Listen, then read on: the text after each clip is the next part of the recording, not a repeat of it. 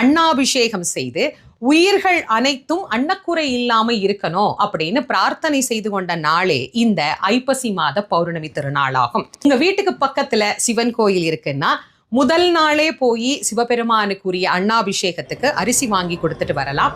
அன்னாபிஷேக தன்னைக்கு கலந்து கொண்டு அன்னத்தால சுவாமிக்கு அலங்கரிக்கப்பட்டிருக்கக்கூடிய அந்த ரூபத்தை தரிசனம் பண்ணினா கோடி கோடி கோடி கோடி நன்மைகள் அப்படிங்கிறது நமக்கு கிடைக்கும். நம்முடைய பரம்பரைக்கே அன்னக்குறை அப்படிங்கிறது ஏற்படவே ஏற்படாது. இந்த அபிஷேகம் செய்யக்கூடிய அன்னத்தை நீர்நிலையில கொண்டு போய் சேர்ப்பாங்க. அது நீர்வாழ் பிராணிகளுக்கும் இறைவன் அளிக்கக்கூடிய ஆசீர்வாதம், சகல ஜீவராசிகளுக்கும் இறைவன் அளிக்கக்கூடிய அருளாகவும் அது அமைகிறது. இப்ப கோயிலுக்கு எங்களால போக முடியலமா, வீட்டுல இருந்தே நாங்க கும்பிட்டுக்கலாமா அப்படின்னு கேட்கிறவங்க தாராளமாக வழிபாடு பண்ணலாம்.